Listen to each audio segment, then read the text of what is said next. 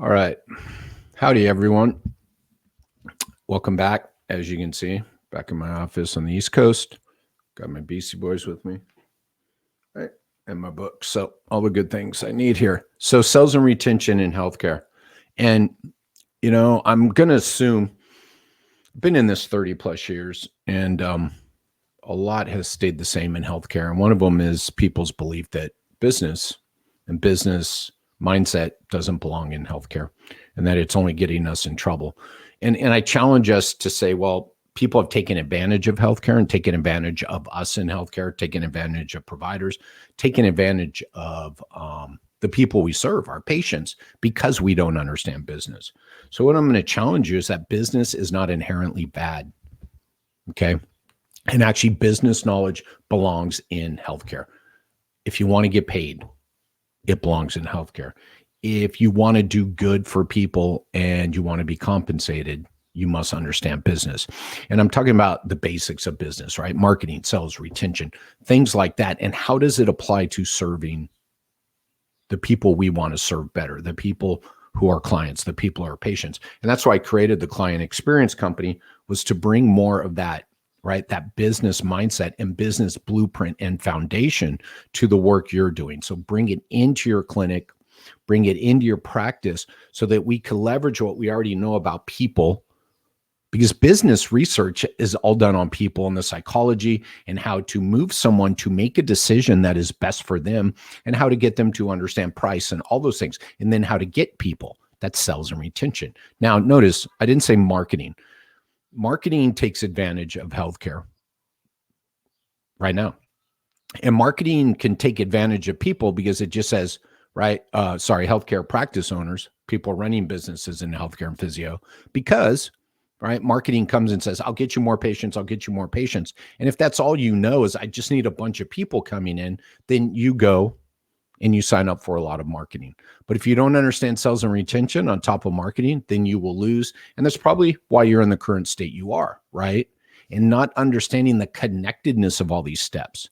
So do the marketing. We have to have marketing. And yes, we have to have it in healthcare. Okay. And there's nothing wrong with that.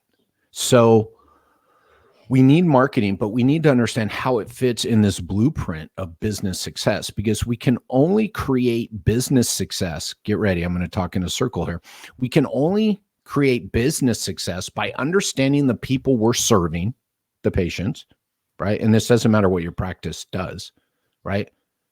So the people you're serving, because once we understand what success looks like for the people we're serving, then we will have true business success, which is mean we can make money, we can pay ourselves, we can pay our employees, we can do greater things, we can donate back, we can do all these great things we want to do.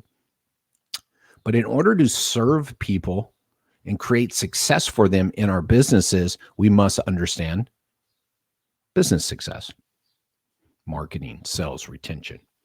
And again, I'm not going to beat this dead horse, but there's a lot of marketing available. They're everywhere, right?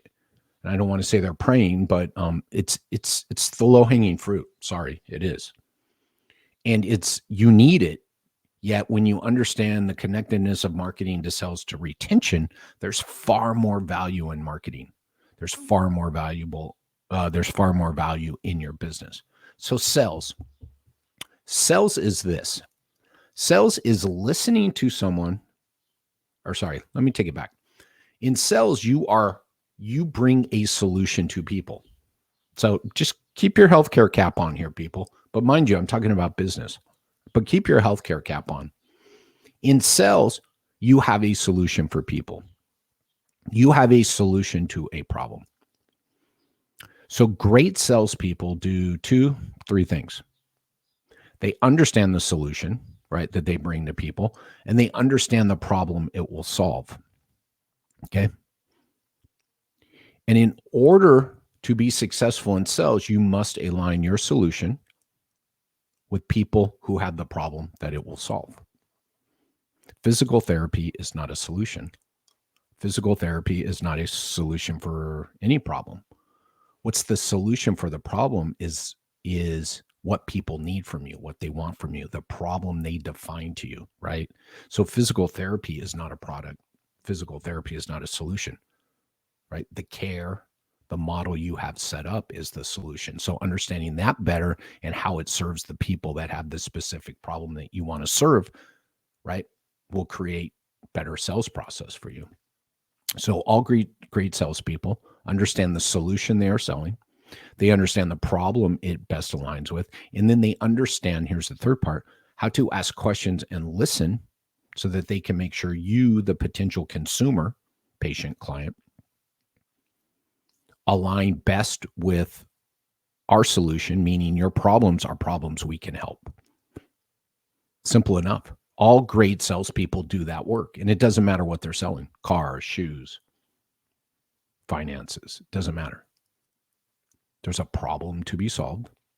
Now, mind you, problem is a broad term, but in healthcare, it applies really well. A diagnosis is not a problem. Low back pain is not a problem to be solved, right? Many people go through life with low back pain and never seek out any type of care. So was it a problem? No, because they could do everything they wanted to do. It only becomes a problem once they can't do something they want to do. So the diagnosis alone, right?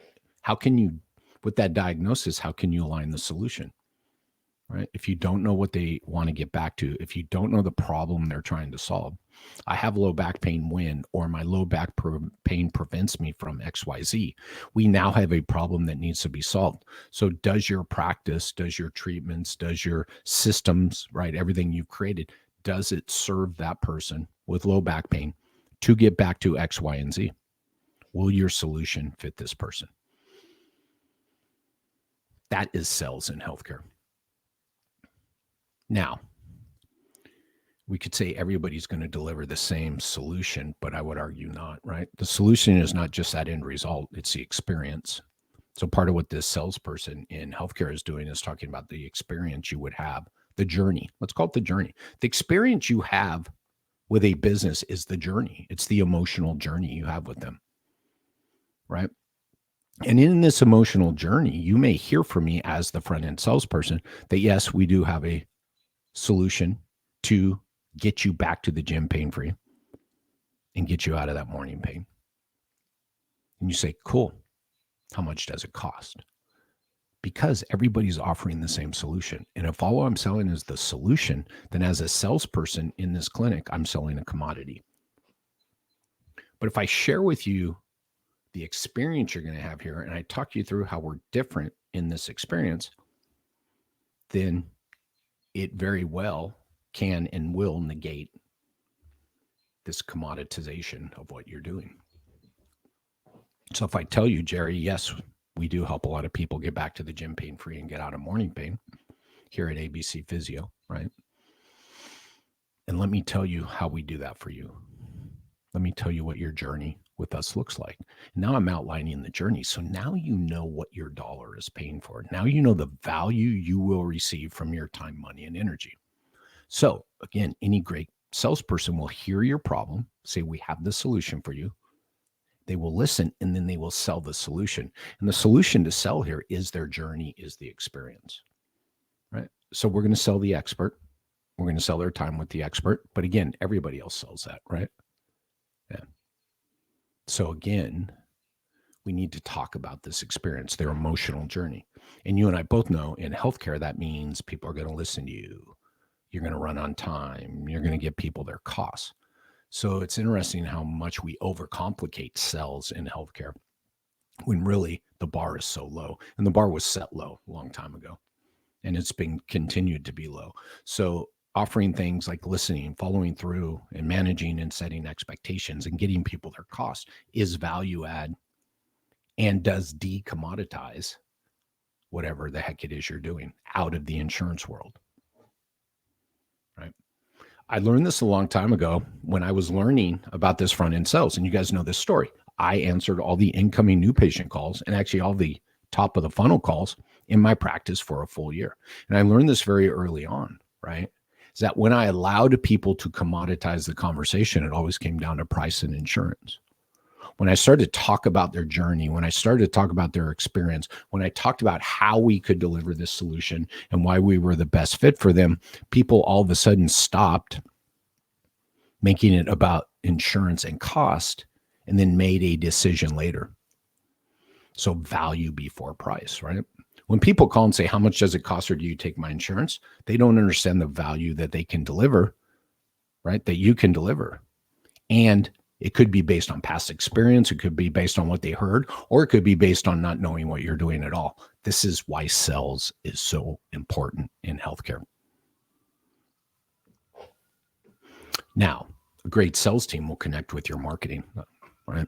They'll know what's sitting out there. They'll know the promises that are made. And if you call and say, hey, I was on your website, I want to give you a call and find out if you can help me with my low back pain. Part of the conversation is going to be, what did you see on our website, right? And I'm going to have this conversation because that's what you value. That's what takes the commoditization away from it. So if I'm listening and hearing this and then asking you better questions based on that, then I can move you through this process more seamlessly, more efficiently, and lead you to, here is the result we want from this sales process, my friends. We don't want a scheduled patient.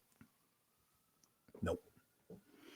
What we want is probably 4 or 5 boxes checked, that you understand the value of what we can deliver to you here at ABC Physio. You understand the cost, and then you are led to make a choice based on your value equation and what it is you're looking for.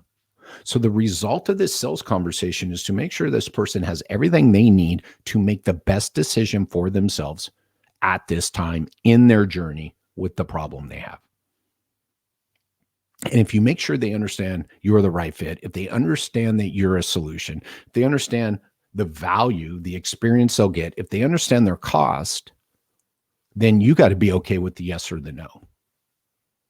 And I say this every day, not everybody who calls your clinic should be on the schedule. So the goal of every new patient call is not to get people scheduled. It's to go through the proper sales process to make sure that they are making the best choice for themselves. And if the answer is yes, then they're scheduled. And then if the answer is yes and they're scheduled, you can see where this is going. The likelihood, if you follow this process, of them arriving for their first visit increases. Any good sales process will increase the likelihood of the next step. And the next step is arrival in the clinic, that first visit.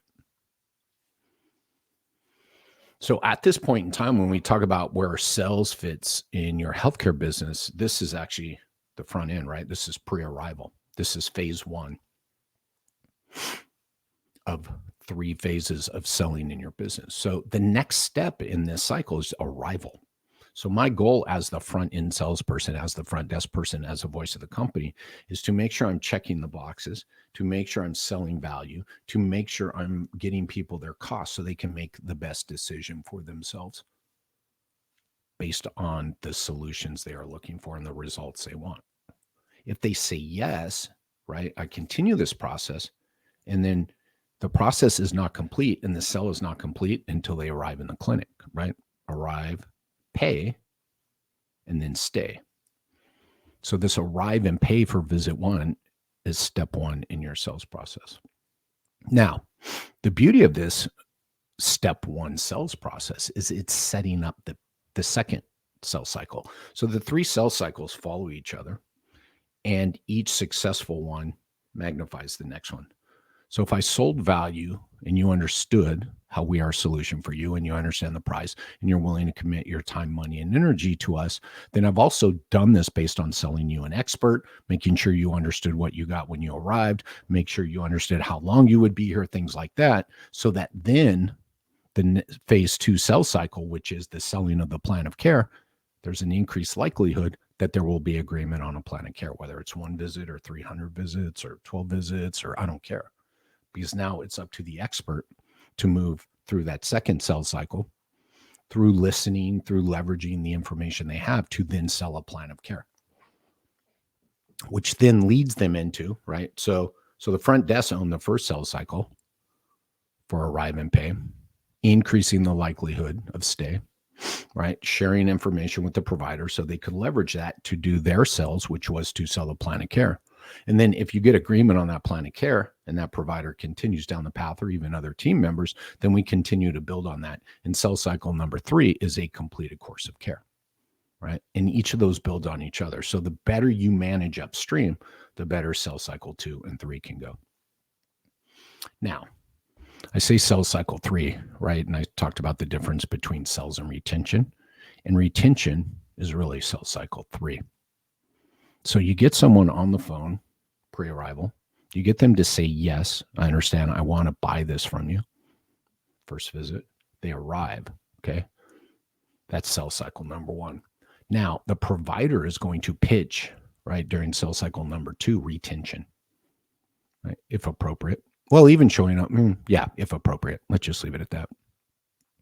So provider's going to break down the evaluation, going to break down their findings and say, based on my experience, based on what you want to get back to, based on what you need, this is what it's going to take.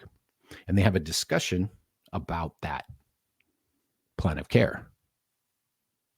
And that discussion there about that plan of care is setting up retention. And retention is keeping someone through a completed course of care. And that completed course of care takes work every step of the way. And so drop-offs, no-shows, and cancels past visit 3 are a retention issue. And anything before that is a sales issue. And yes, I know we kind of muddied the waters between sales cycle number 3 and retention, but that's okay. Doesn't have to be absolute. Because retention requires sales, right? And the way we do this, and I'll just give you an example, during the course of care, a person is greeted with the goals they set, right? And were shared with on the very first phone call. So again, we're making sure that those goals align with where they are and they understand where they are at all times. And if they have questions, concerns, we're listening and doing what? We're modifying their plan of care. And we're pitching them and selling them on this new approach so that what? They will stay and complete a course of care. So this sales and retention mentality, as I just described, is what creates patient success. If in phase 1, I'm asking better questions beyond your diagnosis and learning more about the results you want from us, the outcomes you want from us, right? Then that's better for the people we serve.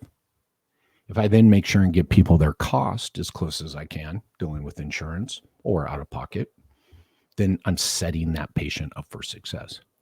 If I then deliver that information to the provider who continues that process during the second sales cycle, selling the plan of care, then they make sure the patient knows everything they need to know, again, to make the best decision for themselves. Is this the journey I want to go on? Is this the journey I'm willing to invest my time, money, and energy in, right? You got to do it twice. And then as we're moving through sales cycle 3, which is, again, the overlap with retention and is retention, we're constantly having to remind people their goals, where they are in their journey. And understanding the business side of this makes us own this whole journey. And you and I both know you've worked in clinics and you may currently be in a clinic with a big drop-off issue. And that's a retention problem, right? And that's a problem with people understanding where were they in their journey back to the goals they had set. So, right? So the pre-arrival process has its system and processes and scripts, we'll call it. Selling a plan of care has its processes and scripts. And then completing a course of care has its processes and scripts. Here's the beautiful thing. You only need to write it out once, but you need to reproduce it for the whole thing. So you need to replicate it and you need to do it over and over, right? Reminding people where they are in their journey today on visit 6 and how they're still moving forward. And then reminding them why they should come back for the next visit. So this combination of understanding, and we can even say at the beginning, connecting your sales and your retention program with your marketing, like I said, and then getting that pre-arrival, understanding there are 3 phases, and actually the third sales phase overlaps with retention, then this causes us to step back and go, how do I create success at each of these steps? And I like reverse engineering. So I got here by going, look, I want to complete a course of care. What needs to happen the step before, the step before, the step before? And that's how I got here. And then started applying, right? Reading the business books about sales and retention. Every great company out there understands their clients once they make that sell, right? How do we get them to keep coming back, keep coming back? And again, for us, that's a plan of care. And that's not overutilization. That's not over treatment, because that course of care for us and retention is based on the evaluation when that expert was in the room with this person and took them through. So that's where sales and retention fits in your healthcare practice. Again, like I said, that's where the client experience company came from. When I understood that marketing, sales, and retention, and then referral, right? Happy paying customer tells all their friends about you. When I understood this was the blueprint of a successful business, I then took it high level, and then just in 20 minutes, what took me years to learn, and I just presented to you in 20 minutes is what appeared. And then I started building the systems and processes and watched our cancel rate go down, watched our arrival rate go up, watched our copay collection rate go up, watched our completed plans of care go up, watch our positive reviews go up, watch our retention rate, and retention rate is completed plans of care go up. After, again, I reverse engineered success and implemented, right, the blueprint and the foundation for sales and retention into my healthcare practice and just adapted it to the people we served. Awesome. Sales and retention belongs in your healthcare practice. Sales and retention, right, are what going to create. It's the foundation. It's the blueprint that is going to create the systems and the processes for your solution and for people looking for their problems to be solved. See, this is the thing in healthcare. A lot of people don't know your solution can solve their problem. So when people call and ask for physical therapy and we schedule them, I would argue we don't know if our solution meets their problem, right? And they don't know. This is where expectations come in.